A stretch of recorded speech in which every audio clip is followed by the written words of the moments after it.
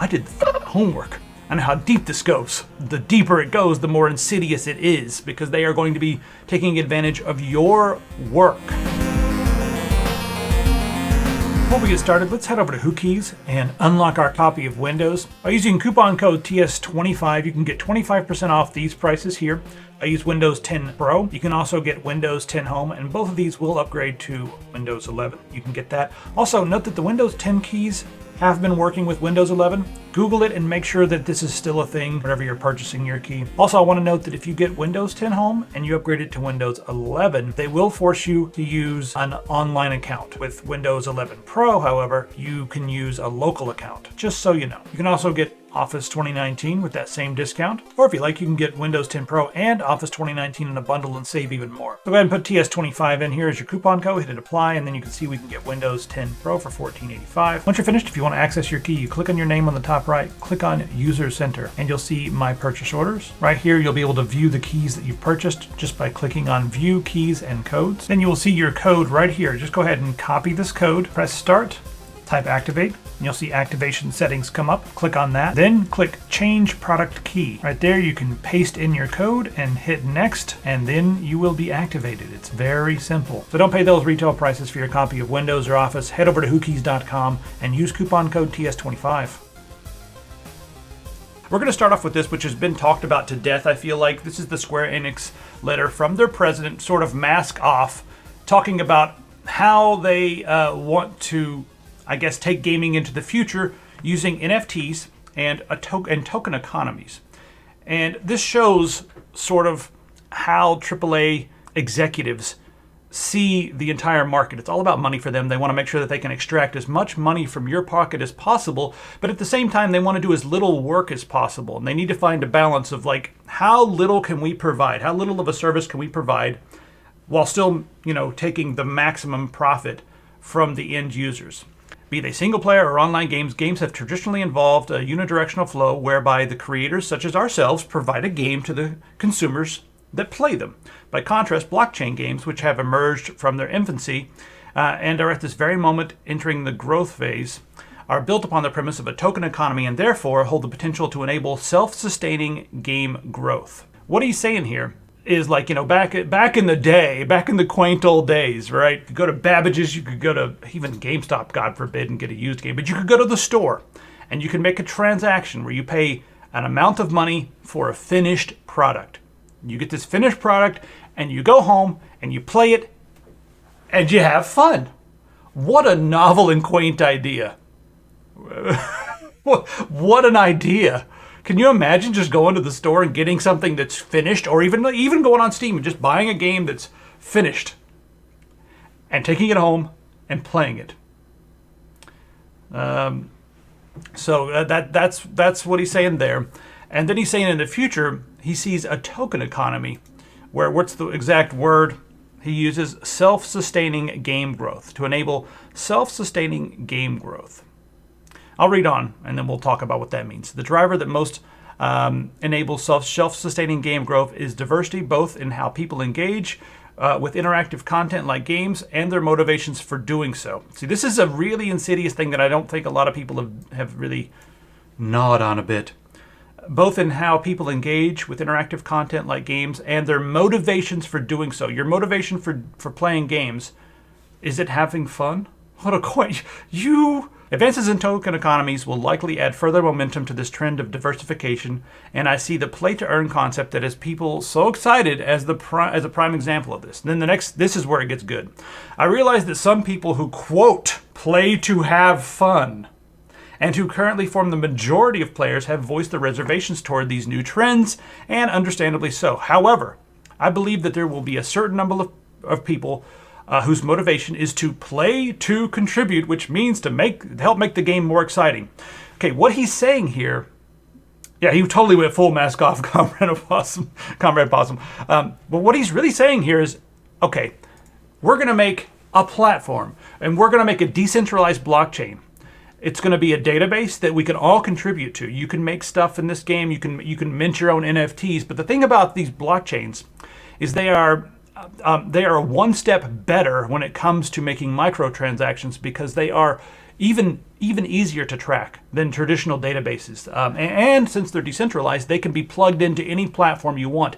You can have this blockchain that exists, and these are going to be relatively low power. So people who argue about the environmental cost do not know how these blockchains work. These blockchains will likely use about as much power as 1 or 2 Google searches, and that's per transaction. So these are not going to be bad for the environment, but they are going to allow they're going to allow you to plug them into anything. Whereas, like, you have like a forum website. Imagine if you had a forum that existed outside of its own database. It existed somewhere in the blockchain.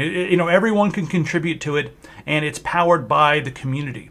Now you can take this and plug it into applications. You can plug it into different websites. You can have several different stores. We can have stores popping up all over the web that connect to this blockchain that are not powered by Square Enix. Yet Square Enix will have full control, and they'll be completely connected to these blockchains, because every time something is minted, it'll be minted through them. Every time a new, like a piece of gear, or like if you want to change your character's colors, a new shirt for your character in the game.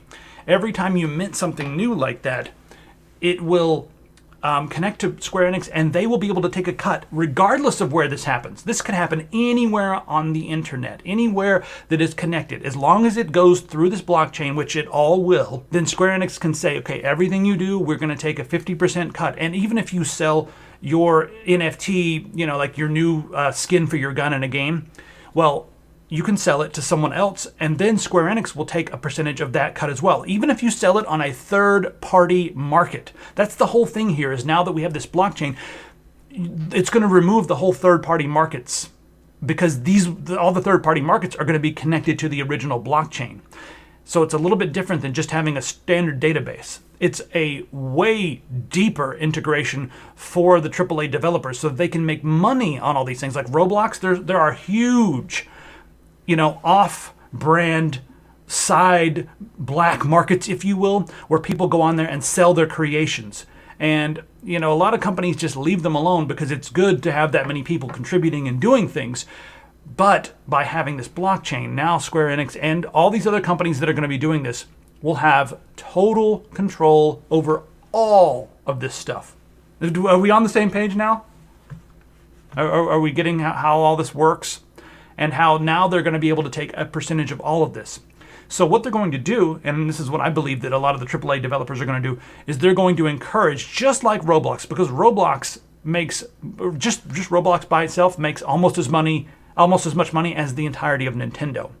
And their business model is to let the creators, or let the gamers, the children who are playing the games in that case mostly, create the content for them, and then every time any of that stuff sells, they get like 80%.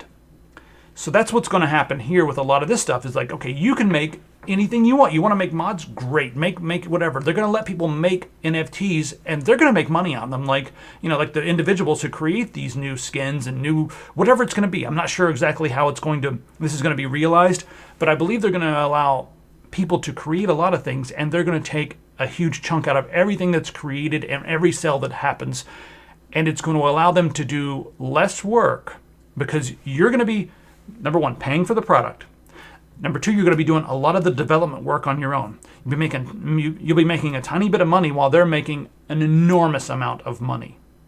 So I don't think anyone's actually kind of looked beneath the surface. A lot of people are just condemning this, being like, they said blockchain, that is a dirty word, bad. I hate blockchain. They said, NFT, that I don't know what it means. I don't understand it. I have no idea what any of this... I'm doing this voice because this is my voice for nerds who have no idea but just condemn things without actually doing the homework. But I did the fucking homework. I know how deep this goes. The deeper it goes, the more insidious it is, because they are going to be taking advantage of your work and exploiting it, and then making money regardless of where it's sold on the internet. Let's contrast that with the history of video games, and this is going to be a quick little segment where I talk about where we've come from. This is Atari back in the day. This is who used to be. This is what's his name? What's his name? Howard. Well, I forgot his name. This is Howard something. Anyway, he was he was working on ET right here. So this is a bad example because they made him work on ET. But games were generally made in little offices like this by one or two individuals. Back in the original Atari days when they first started, we have Nolan Bushnell and company, Ted Dabney and all those guys. They started Atari. We're not going to go all the way back, I don't think, to like the original Space War days. If you want to know about like the original creation of video games, they were to have fun, and they were these fun, ridiculous games that you could play on multi-million dollar mainframes. That's where games got their start, but this is probably one of the first games. And of course they were in space because it doesn't take much to render just a black background.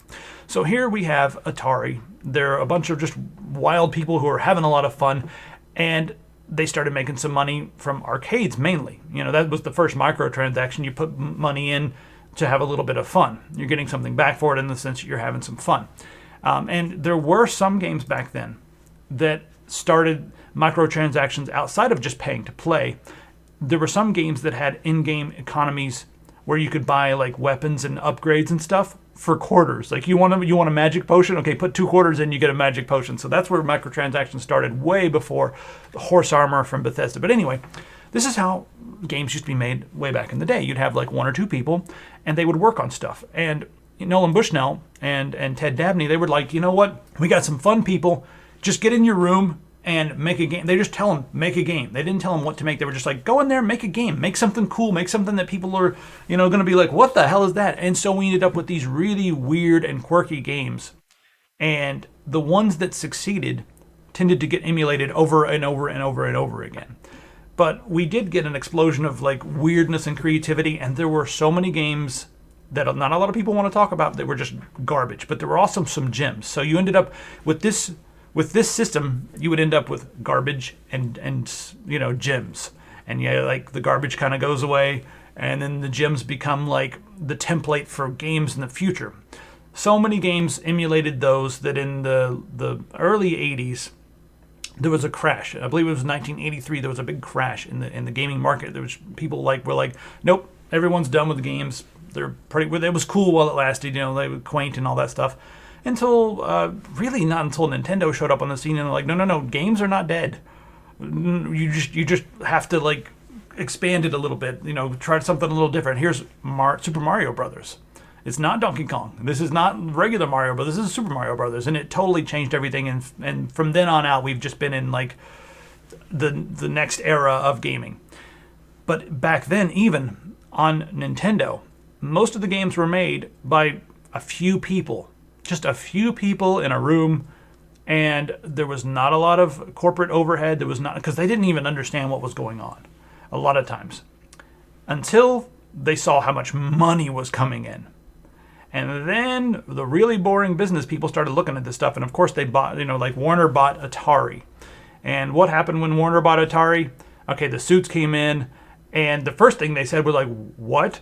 The developers are putting their name on our products? They want recognition for this stuff?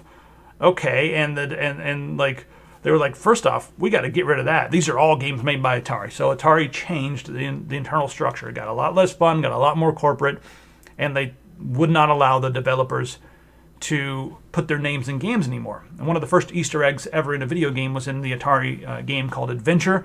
You find a secret room, and the background of the room spells out the name of the developer of that game.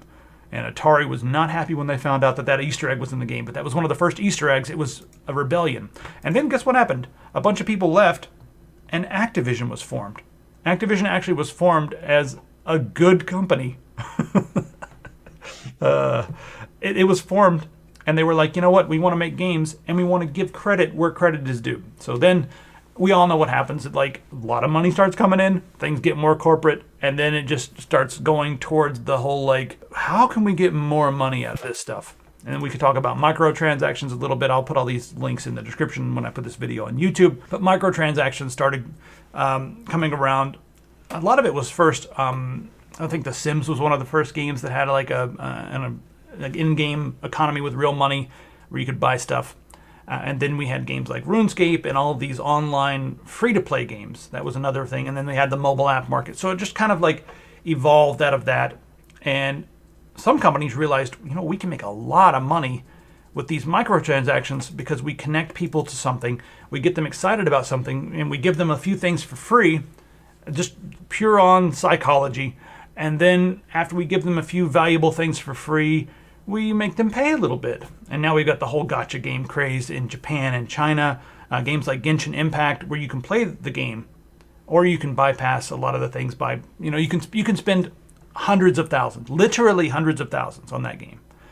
So that's what happens when you go full on in that direction. You get a game like Genshin Impact, which looks good, plays phenomenally, And in the first few years of the 2010s, all of a sudden, people were almost more excited about indie games than they were about AAA games, because it was like, these are interesting and quirky, and there's something going on here. It wasn't just the stuff that had been workshopped to death. Like the AAA games, they were getting workshopped to death. They were testing things. They were making sure that all the rough edges were smoothed out, so that even if you're a 50-year-old dad or a 9-year-old girl, you're going to sit down and be able to play this game to a certain extent. So games started losing a little bit of their unique, some of their unique qualities and stuff like that. Yeah, 90s browser games are full microtransactions. Yeah, we did have, before Horse Armor, there was a lot. But, we can go through the whole history of indie games. They kind of it became a thing. And then, by I think it was 2013 or 14, I think it was 15. That's what, 2015, they could declare it was the indie apocalypse because there were too many indie games. There's too many games out there. But now we still have even more indie games than that. Some of them make it, some of them don't. Here's the whole article on that. But now we really have two different worlds of games. And if you look at the ratings of AAA games, I thought about making a video specifically on this, but you look at the ratings of AAA games over the years, you will see that 20 years ago, there were far more games rated 8 or higher as an aggregate. And now that list is tiny compared. I mean, it was we're talking 30 times larger, this massive list of games. And then 10 years ago, it was a little shorter, but still, when it comes to AAA games, way more games that had a higher review scores on average based upon Metacritic and OpenCritic and stuff like that. And then now, the list is very small. A lot of the AAA games are, you get a few every year, of course, that are rated 8 and 9, but it's nowhere near the number that it used to be. But people still play them, and I can't figure out why, because a lot of times when I play AAA games, and I feel like a lot of other people have told me this too, is you just find yourself playing these games. They look really pretty, but you're I don't fully enjoy this. I'm having fun, and I'm sitting down and doing a task, and I'm going through the motions, but it doesn't feel the same as it used to. It's very they're very, very workshopped. They're games designed by a committee to make money, so they still have to have a little bit of that fun in there. But if we go in the full direction of what Square Enix CEO and president is talking about, he wants to shift our motivation from playing to have fun to playing to contribute. Whereas you're contributing to the ecosystem, you're contributing to your bank account, you're contributing, you're making money doing this, but you're also making them a lot of money. So he wants us to shift our mentality to not having fun. Those are quaint ideas. If we look down here, he almost makes fun of people who do things to enjoy it. It's even when you're playing games, the rich ruling class wants you to be working. You are a worker. If you think you're you deserve to sit down and have fun, well, you're wrong. It's time for you to work after you get off work. The thing you do to unwind, that is now work. But hey, you're gonna make a little money. They're gonna make a lot of money. Everything's great, right? It's bleak in the AAA space, but there's an answer to this. And like Treadstein was just saying when he showed up earlier, if you really, really, really need graphics, well, thanks to Unreal Engine 5 and some new technologies and updates to other engines, you're going to be able to get AAA graphics, but still have indie games. So I'm going to recommend this year that you ignore the AAA. They are obviously going in a direction that is not about fun. And I think it's probably gatekeeping for me to say that games should be fun, but I think that's something I'm willing to gatekeep. Games should be fun. They should be an escape. It is the goal of humanity, as Linus Torvalds says, to get to a point where we can have recreation. Entertainment is like the end game. We toil, we work, We struggle. But the end game for humanity is entertainment, laughing, enjoying, having a beer, playing a video game, goofing off, playing a board game, playing D&D. That's when we are at our happiest. That's when we, experience. That's when we have lots of cool shared experiences with our friends. I mean, struggling in adversity is one other way to like bond together, but still, Unreal Engine 4 and Unity for the indie 3D platformers. Yeah, Unreal Engine 5 is ridiculous, So I recommend that you look into indie games. Do I have a list of indie games? What did I do? Oh no, I closed my list of indie games I had here. I had a beginner list of indie games. What did I do with it? Okay, I'll put it in the link in the description on YouTube when this video goes live. But you start seeing this, like when you look around on the web, you start seeing this in lots of different places where people are like, this is 2 years ago, people started noticing it, but it's becoming more apparent, like where indie games are just different. And the thing is that there are too many indie games. There are too many. Yeah, hot take of the year: games should be fun. That's a contentious hot take. It's going to become even more contentious, and there's a reason for that. We've been conditioned to accept microtransactions. Do you remember like several years ago when people were constantly like revolting, saying we should boycott these games, saying this is awful. We can't deal with these microtransactions. But now it's like, okay, you just live in this world, and it's like people have accepted it. If you just keep beating microtransactions and blockchain into people, in a few years they're going to become numb to it, and that's what they want. They want us to become numb and accept the world that they are creating for their own benefit. Games should be fun. They should not be a chore. They should not be an enrichment scheme for the executives at the top. They should not be a way to trick us into painting the white fence for them. That's a Mark Twain reference if you didn't get that. They shouldn't be a way to trick us into doing the work to make them rich. That's not what games should be. I'll gatekeep that until I'm dead. And that's why we should all be looking at indie games. There are a lot of indie games out there that are filled with microtransactions, but a lot of those are easy to avoid because they're mobile apps and stuff like that. But the thing about indie games, it's a vast sea of very nuanced content. And the good thing about nuanced content is there's exactly what you want to play. It's out there. It exists. The exact game. If you like cat boys who are ninjas and fight the forces of evil, which happen to be lizard people, that game probably exists. I don't know. It better exist. If you want a game that's just putting mayonnaise on hot dogs, that probably exists too. I'm going to feel really dumb if these don't exist. But what I'm saying is, like, these games are creative. They're like the original days where you just have a few people like this just sitting around in a room. Maybe let's get the id Software early days. Let's see what we find here for the old id Software. There we go. It's these guys in a room doing whatever the fuck they want without anybody telling them. Oh, look at this. Look at this backdrop. Oh God. Oh, that's a big staff, right? What is this? This is Quake 1, I believe, the era. I mean, this is what it is. You have like this is a big indie game right here. This is like a big time indie game. But like you have these idiots in a room making something that is exactly what they want to make. No one told them to make this. No one workshopped it. No one said, hey, maybe you should rough out that or smooth out that rough edge. We want it to be accessible. Look at that mullet. This is much better. Look at that majestic. But then right there he is with the mullet. So this is what gaming used to be, but it's also what gaming still is in the indie world. And we don't have to give AAA developers our money. They have to earn our money. We need to stop just giving them our money. Like, why are we doing that?